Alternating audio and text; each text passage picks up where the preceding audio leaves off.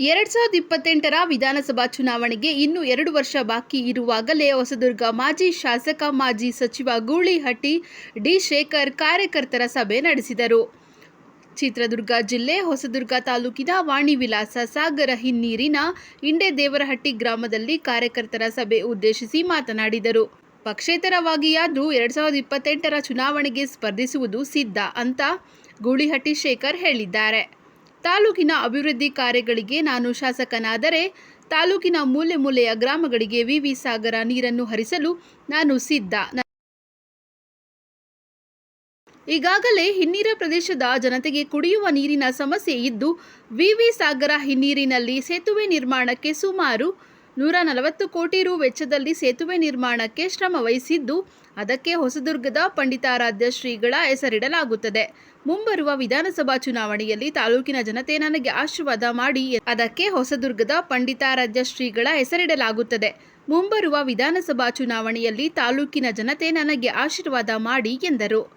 28ಕ್ಕೆ ವಿಧಾನಸಭೆ ಚುನಾವಣೆ ಇರೋದ್ರಿಂದ ನಾನು ಈಗಲಿಂದನೇ ಸಿದ್ಧ. ಯಾಕಂದರೆ ನಾನು 2008ರಲ್ಲಿ ಚುನಾವಣೆ ನಿಂತ್ಕೊಂಡಾಗಲೂ ಕೂಡ ಅಷ್ಟೇ ಪಕ್ಷೇತರವಾಗಿ ನಿಂತ್ಕೊಂಡಾಗ ನಾನು ಮುಂಚೆನೇ ಆರಂಭ ಮಾಡಿದೆ 2 ವರ್ಷ.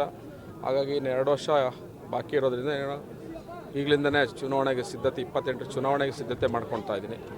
ಪ್ರತಿ ಗ್ರಾಮಕ್ಕೂ ಆಯ್ದ ಕಾರ್ಯಕರ್ತರನ್ನ ಇವತ್ತು ಕಾರ್ಯಕರ್ತರ ಸಭೆ ಅಂತೇಳಿ ಒಂದು 500ರಿಂದ 1000 ಜನ ಕಾರ್ಯಕರ್ತರನ್ನ ಮಾತ್ರ ಕರೆದಿರೋದು. ಪ್ರಮುಖ ಕಾರ್ಯಕರ್ತರು ಇಂಪಾರ್ಟೆಂಟ್ ಇರೋರನ್ನ ಮುಂದಿನ ಸೋಮವಾರದಿಂದ ನಾನು ಪ್ರತಿ ಗ್ರಾಮಕ್ಕೆ ಭೇಟಿ ಕೊಡುವಂಥ ಕೆಲಸ ಮಾಡ್ತೇನೆ. ಸುಮಾರು 1 ಲಕ್ಷ ಜನರ ಕಾಲಿಗೆ ನಮಸ್ಕಾರ ಮಾಡಬೇಕಂತ ತೀರ್ಮಾನ ಮಾಡಿದ್ದೀನಿ. ಮಿನಿಮಮ್ 1 ಲಕ್ಷ ಜನರಿಗೆ. ಯಾಕಂದರೆ ನಾನು 2018ರಲ್ಲಿ ಸುಮಾರು 50ರಿಂದ 60 ಸಾವಿರ ಜನಕ್ಕೆ ಕಾಲಿಗೆ ನಮಸ್ಕಾರ ಹಾಕಿದ್ದೆ.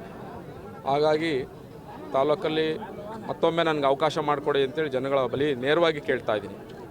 ಪಕ್ಷೇತರವಾಗಿ ಬರ್ತಾಯಿದ್ದೀನಿ, ಅವಕಾಶ ಮಾಡಿಕೊಡಿ ಅಂತೇಳಿ. ಅದ್ರ ಜೊತೆಗೆ ಮಂಡ್ಯದಿಂದ ನಾನು ಪ್ರತಿ ವಾರದಲ್ಲಿ 2ರಿಂದ 3 ಹಳ್ಳಿನಲ್ಲಿ ಪ್ರವಾಸ ಮಾಡಿ ಪ್ರತಿ ಮನೆ ಭೇಟಿ ಕೊಟ್ಟು ಕಾಲಿಗೆ ನಮಸ್ಕಾರ ಹಾಕಿ ನನಗೆ ಆಶೀರ್ವಾದ ಮಾಡಿ ಅಂತೇಳಿ ವಿನಂತಿ ಮಾಡಲಿಕ್ಕೆ, ನಮ್ಮ ಹಳ್ಳಿಗಳಿಗೆ ಗ್ರಾಮ ಭೇಟಿ ಮಾಡಲಿಕ್ಕೆ ನಮ್ಮ ಕಾರ್ಯಕರ್ತರಿಗೆ ತಿಳಿಸ್ಲಿಕ್ಕೆ ಇವತ್ತು ಕರೆದಿದ್ದು. ಇದ್ರ ಜೊತೆಗೆ ಗ್ರಾಮ ಪಂಚಾಯತ್ ಚುನಾವಣೆಗಳು ಬರ್ತವೆ. ಗ್ರಾಮ ಪಂಚಾಯತ್ ಚುನಾವಣೆಗಳು ಕೂಡ ನಮ್ಮ ಕಾರ್ಯಕರ್ತರನ್ನ ಈಗ ಸಂಘಟಿಸಿ ಯಾರ್ಯಾರು ಆಸಕ್ತಿ ಇದ್ದಾರೆ ಅವ್ರನ್ನ ಚುನಾವಣೆಗೆ ನಿಲ್ಲಿಸುವಂಥ ಕೆಲಸ. ಮತ್ತು ನಮಗೆ ನನ್ನ ಚುನಾವಣೆಗೆ ಬೂತ್ ಸಮಿತಿಗಳನ್ನು ಮಾಡ್ತಕ್ಕಂಥದ್ದು, ಕಾರ್ಯಕರ್ತರ ಸಭೆಗಳನ್ನು ಮಾಡ್ತಕ್ಕಂಥದ್ದು, ತಾಲೂಕ್ ಪಂಚಾಯತಿ ಜಿಲ್ಲಾ ಪಂಚಾಯತಿ ಚುನಾವಣೆಗಳಿಗೆ ಬರೋದ್ರಿಂದ ಅದಕ್ಕೂ ಕೂಡ ನಾವು ಈಗ ಸಿದ್ಧತೆ ಮಾಡಬೇಕಾಗಿರೋದು ನಮ್ಮ ಕಾರ್ಯಕರ್ತರಿಗೆ. ಈಗ ನನಗೆ ಇಷ್ಟು ವರ್ಷ ನನಗೆ ಆಶೀರ್ವಾದ ಮಾಡ್ಕೊಂಡು ಬಂದ್ರಿ. ಈಗ ನಮ್ಮ ಕಾರ್ಯಕರ್ತರು ಕೂಡ ಅವ್ರಿಗೂ ಕೂಡ ನಾವು ಅವ್ರ ಬೆನ್ನೆಲುಬಾಗಿ ನಿಲ್ಲಬೇಕು. ಅವ್ರಿಗೆ ಚುನಾವಣೆಗಳಿಗೆ ಸದ್ಯದಲ್ಲಿ ಬರೋದು ಅವ್ರ ಚುನಾವಣೆಗಳು, ಗ್ರಾಮ ಪಂಚಾಯತ್ ಚುನಾವಣೆ ಬರ್ತವೆ, ತಾಲೂಕ್ ಪಂಚಾಯತ್ ಜಿಲ್ಲಾ ಪಂಚಾಯತ್ ಚುನಾವಣೆಗಳು ಬರೋದ್ರಿಂದ ನನ್ನ ಚುನಾವಣೆಗಳಿಗೆ ಆಶೀರ್ವಾದ ಮಾಡೋದ್ರ ಜೊತೆಗೆ ನಮ್ಮ ಕಾರ್ಯಕರ್ತರಿಗೂ ಕೂಡ ಒಂದು ತಾಲೂಕ್ ಪಂಚಾಯತಿ ಜಿಲ್ಲಾ ಪಂಚಾಯತ್ ಗ್ರಾಮ ಪಂಚಾಯತಿಗಳನ್ನ ಗೆಲ್ಲಿಸುವಂಥ ಕೆಲಸ ಮಾಡಲಿಕ್ಕೆ ಅವ್ರನ್ನೂ ಕೂಡ ಗುರುಸುವಂಥ ಕೆಲಸ ಮಾಡಬೇಕಾಗಿರೋದ್ರಿಂದ ಈ ಗ್ರಾಮಗಳಿಗೆ ಭೇಟಿ ಕೊಡುವಂಥ ಕೆಲಸ ಮಾಡ್ತೀವಿ. ಮುಖ್ಯವಾಗಿ ಈ ಅವಧಿನಲ್ಲಿ ಪಕ್ಷೇತರ ಸ್ಪರ್ಧೆ ನಿರ್ಧಾರ ನನಗೆ ಗೊತ್ತಲ್ಲ, ನನಗಿರೋ ಯಾವ ಪಕ್ಷದಲ್ಲೂ ಇಲ್ಲ ನಾನು. ಹಾಗಾಗಿ ನಾನು ಇರೋದೇ ಪಕ್ಷೇತರವಾಗಲ್ಲ. ಹಾಗಾಗಿ ಇನ್ನು ಜನಗಳ ಬಳಿ ನಾನು ಈಗ ಬೇರೆ ಪಕ್ಷಗಳಲ್ಲಿದ್ದರೆ ಅವ್ರದ್ದು ಆಬ್ಲಿಗೇಷನ್ ಇರ್ತದೆ. ನಾನು ಈಗ ಇಂಡಿಪೆಂಡೆಂಟ್ ಇರೋದ್ರಿಂದ ಪಕ್ಷೇತರವಾಗಿ ನಾನು ಇದು ಚುನಾವಣೆಗೆ ಸಿದ್ಧತೆ ಮಾಡಿಕೊಂಡು ಹಳ್ಳಿಗಳು ಭೇಟಿ ಮಾಡ್ತೀನಿ, ಕೆಲಸ ಮಾಡ್ತೀನಿ. ಹೌದು, ಅದು ಒಂದು ಈಗಾಗಲೇ 3 ವರ್ಷ ನಾನು ತಾಲೂಕಿನ ಅಭಿವೃದ್ಧಿ ದೃಷ್ಟಿಯಿಂದ ಕೆಲಸ ಮಾಡ್ಕೊಂಡು ಹೋಗಲಿ ಅಂತೇಳಿ ಅವಾಗ ಅವಕಾಶ ನಾವು ಯಾವುದ್ರಲ್ಲೂ ಕೈ ಆಡ್ಸೋಕೆ ಕೆಲಸ ಮಾಡಿಲ್ಲ. ತಾಲೂಕಿನ ಅಭಿವೃದ್ಧಿ ಕೆಲಸಗಳಲ್ಲಿ ನಾವು ಈಗ ನಮಗೆ ಪ್ರಮುಖವಾಗಿ ನಮ್ಮ ನೀರು, ಯಾಕಂದರೆ ಡ್ಯಾಮ್ ನೋಡಿದ್ರಿ, ಡ್ಯಾಮ್ ಇಲ್ಲಿ ಮಾಡಿರೋ ಉದ್ದೇಶ ನಮ್ಮ ನೀರು ಇದು ನಮಗೆ ಭಾಗ ಬೇಕು ಅಂತೇಳಿ, ಈ ನೀರಲ್ಲಿ ನಮಗೆ ಭಾಗ ಬೇಕು ಅಂತ. ಯಾಕಂದರೆ 28,000 ಎಕರೆ ಇಲ್ಲಿ ನಮಗೆ ಈ ಜಮೀನಿಗೆ ಮುಳುಗಡೆ ಆಗಿರೋದು. ಇನ್ನೀರಿನ ಭಾಗಗಳಲ್ಲಿ ಜನಗಳ ಪರಿಸ್ಥಿತಿ ಯಾರು ಕೇಳೋರೋದಿಲ್ಲ. ಈಗ ನೋಡಿ, ಈಗ ನೆಕ್ಸ್ಟ್ ಮಳೆ ಬರ್ತದೆ, ಮಳೆ ಬಂದಾಗ ಅವ್ರ ಪರಿಸ್ಥಿತಿ, ಮಳೆ ಬಂದಾಗ ಈಗ ಮುಳುಗಡೆ ಆದಾಗ ಗೊತ್ತಾಗುತ್ತೆ. ಇನ್ನೊಂದು 2-3 ತಿಂಗಳಾದರೆ ಗೊತ್ತಾಗುತ್ತೆ. 1 ವರ್ಷಕ್ಕೊಂದು ಸರಿ ಅನಾಹುತ ಆದೇ ಆಗ್ತಾಯಿರ್ತದೆ. ಹಾಗಾಗಿ ಅವ್ರಿಗೂ ರೈತರಿಗೆ ಒಂದು ಶಾಶ್ವತ ಪರಿಹಾರ ಕಲಿಸ್ಬೇಕಾಗುತ್ತೆ. ಆಮೇಲೆ ಈ ನೀರನ್ನು ಕೂಡ ನೀರಿಂದ ಇಷ್ಟೆಲ್ಲ ನೀರಿದ್ರೂ ಕೂಡ ಇದರಲ್ಲಿ ನಾವೇನಾದ್ರು ರೈತರು ತೊಗೊಂಡ್ರೆ ಕಳ್ತನ ಮಾಡೋದಂತ ಕಳ್ತನ ಕೇಸ್ ಹಾಕ್ಬೋದು. ಅಧಿಕೃತವಾಗಿ ಏನಿಲ್ಲ, ಸುಮ್ಮನೆ ಅನಧಿಕೃತವಾಗಿ ತೊಗೊಂಡಂಗಿದೆ ಅಷ್ಟೇ. ಆಗ ಅಧಿಕೃತವಾಗಿ ನಮಗೆ ಈ ನೀರು ನಮಗೆ ಬಳಕೆ ಮಾಡಲಿಕ್ಕೆ ಅವಕಾಶ ಮಾಡಿಕೊಡ್ಬೇಕು. ಈ ನೀರನ್ನು ನಮಗೆ ಬೇಕಾದ್ರೆ ಈಗಲೇ ಬೇಕಾಗಿರೋದು. ಈಗ ಒಂದು 3 ತಿಂಗಳು ನಮಗೆ ಬೋರ್ಗಳು ಫೇಲ್ ಆಗ್ತವೆ ರೈತರಿಗೆ.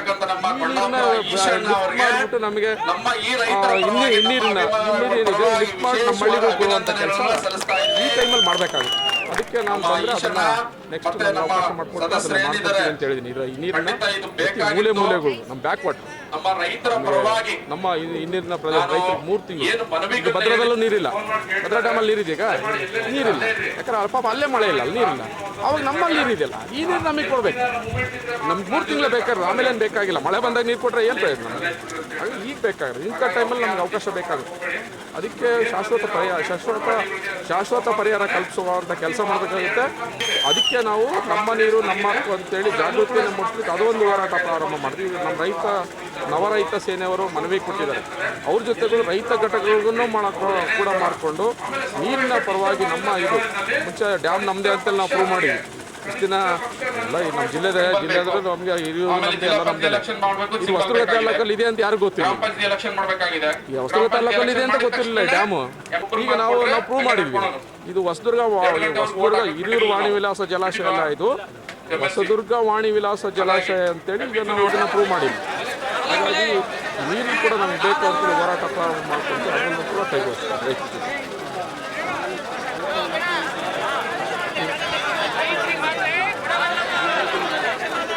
ನಾನು ಪಾರ್ಟಿಗಳು ಕೇಳಿದ್ರೆ ಸಾಮಾನ್ಯ ಕ್ಷೇತ್ರ ಅದು ಇದು ಕೇಳ್ತೀನಿ. ನಾನು ಪಾರ್ಟಿಗಳಲ್ಲಿ ಟಿಕೆಟ್ ಕೇಳಲ್ಲ.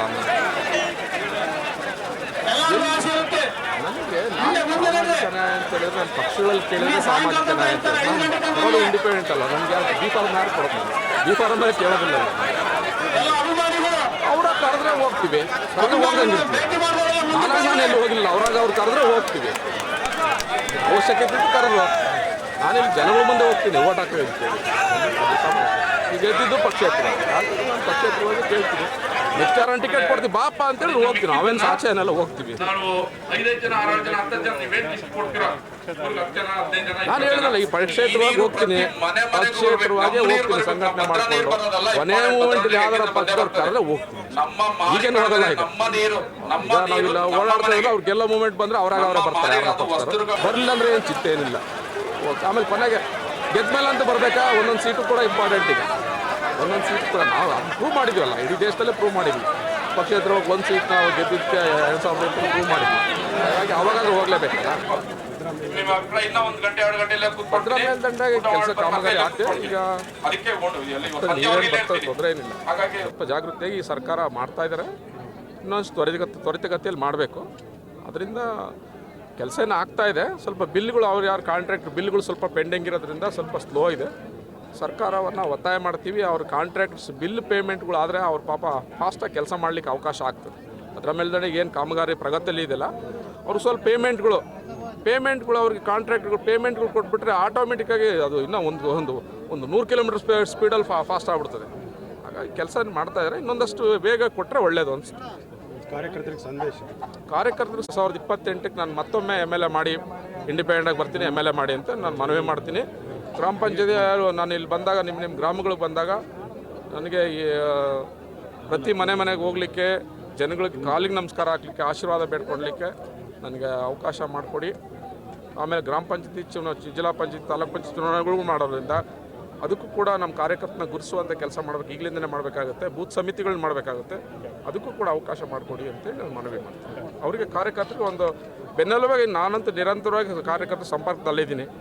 ಅವ್ರಿಗೆ ಕಷ್ಟ ಸುಖಗಳಲ್ಲಿ, ಪೊಲೀಸ್ ಸ್ಟೇಷನ್ನು, ಲೋಕಲ್ ಸ್ಥಳೀಯ ಕೆಲಸಗಳಲ್ಲಿ ಅದರಲ್ಲಿ ಅವ್ರಿಗೆ ತೊಂದರೆ ಆಗದಂಗೆ ನಾನು ಕೂಡ ಅವ್ರು ಬೆನ್ನೆಲುಬಾಗಿದ್ದೀನಿ. ಬಟ್ ಸರ್ಕಾರಿ ಕೆಲಸಗಳಲ್ಲಿ ನಾನೇನು ಹಸ್ತಕ್ಷೇಪ ಮಾಡ್ತಾಯಿಲ್ಲ. ಕೆಲಸ ಅವ್ರು ಮಾಡ್ಕೊಂಡು ಹೋಗಲಿ ಅಂತ, ಆಗ ಕೆಲಸಗಳಿಗೆ ಮಾಡಿಕೊಡಿ ಅಂತ ಹೇಳ್ತಾ ಇದ್ದೀನಿ.